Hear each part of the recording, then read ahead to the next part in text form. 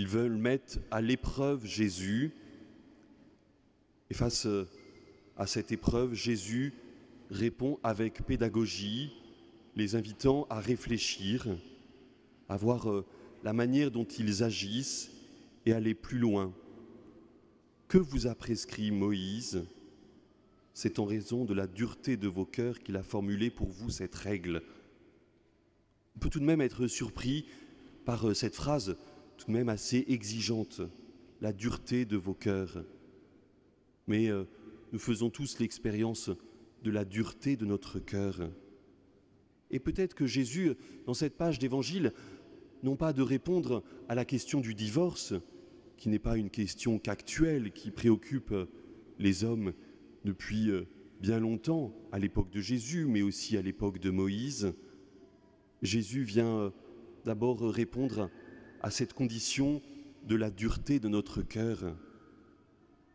Quel est un cœur ouvert? Quel est ce cœur doux et humble, comme le dit Jésus lui-même? Je suis doux et humble de cœur. C'est peut-être cela à quoi il nous invite. Et pour cela, Jésus revient au commencement. Le commencement, c'est à la fois le début, mais aussi l'intention de Dieu qui est donnée à l'origine. L'intention de Dieu. Dans le Notre Père, nous disons que ta volonté soit faite. Nous voulons entrer dans cette intention de Dieu qui est inscrite dès le commencement et qui est fidèle et qui va jusqu'à la fin des temps. Les deux premières lectures nous invitaient à cela.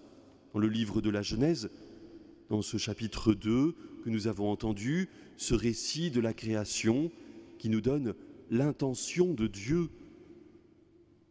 Et puis dans cette lettre aux Hébreux, nous avons cet accomplissement donné par le Seigneur.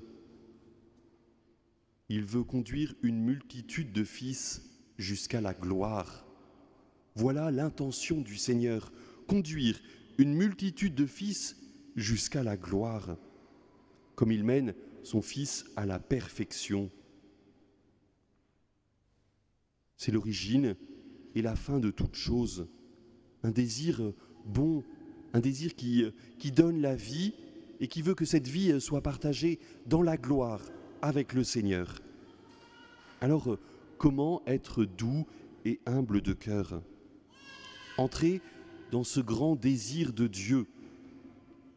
Dans le livre de la Genèse, au premier chapitre, quand Dieu crée, Dieu voit que cela est bon, et quand il crée l'homme et la femme à son image et à sa ressemblance, il voit que cela est très bon.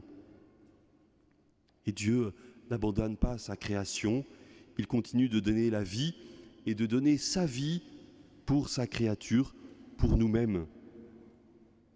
Cette semaine, nous avons fêté les archanges, les anges gardiens, et puis Sainte Thérèse de l'Enfant Jésus aussi, comme si il y avait un désir d'unir la terre et le ciel.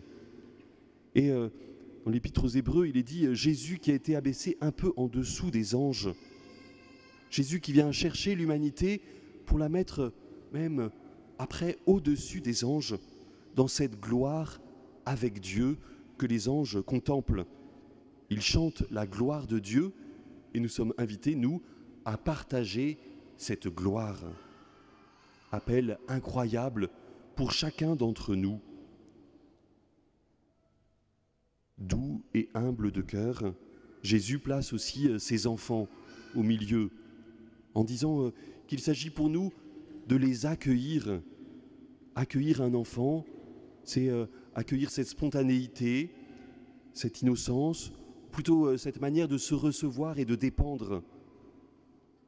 Jésus invite ainsi, en accueillant ses enfants, à nous aider à ouvrir notre cœur. Nous savons bien une société qui n'accueille plus les enfants est une société dure et refermée sur elle-même, peut-être davantage égoïste.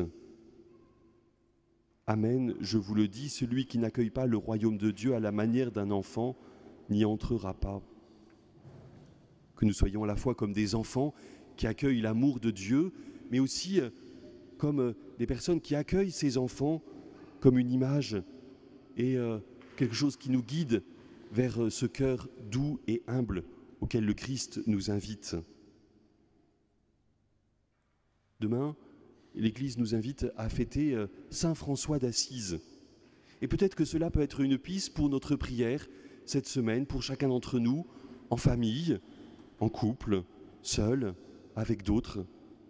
Nous tourner vers cette création qui est signe de cette vie que Dieu donne aujourd'hui et toujours, pour louer le Seigneur, pour remercier le Seigneur, pour entrer dans ce désir de Dieu que cette vie grandisse. Et la plus belle des créations, c'est chacun d'entre nous. Alors, bien sûr, on peut remercier le Seigneur pour nous-mêmes, pour l'amour et la vie que Dieu donne et met en nous, mais on peut aussi remercier dans la présence de chacun ce que Dieu donne à chacun. Nous sommes faits à l'image et à la ressemblance de Dieu, et notre voisin, notre proche, notre frère, notre père, notre mère, notre enfant est fait à l'image et à la ressemblance de Dieu. Non pas dans sa solitude, mais dans sa manière d'être et de se donner à l'autre. Oui, frères et sœurs, ne restons pas avec la dureté de notre cœur, en regardant quelle est la loi, ce qu'il faut faire ou ce qu'il ne faut pas faire. Il faut passer d'un contrat de propriété, est-il permis de renvoyer sa femme, à une histoire d'alliance qui commence dès le début de la création et qui se termine, ou plutôt qui se prolonge dans l'éternité, dans la gloire avec Dieu.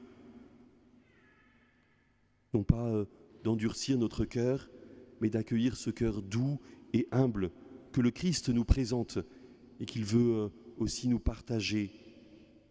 L'amour divin est mis en chacun de nous. Il est mis en nous, mais il est mis aussi dans notre frère, dans notre sœur, dans nos proches, dans ceux que nous connaissons et peut-être ceux que nous connaissons moins aussi. Que le Seigneur nous invite à pouvoir lui rendre grâce pour son intention dans cette création qu'il veut belle et bonne, qu'il nous confie aussi, que nous puissions l'accueillir, le remercier. Jésus, doux et humble de cœur, rends mon cœur semblable au tien. Amen.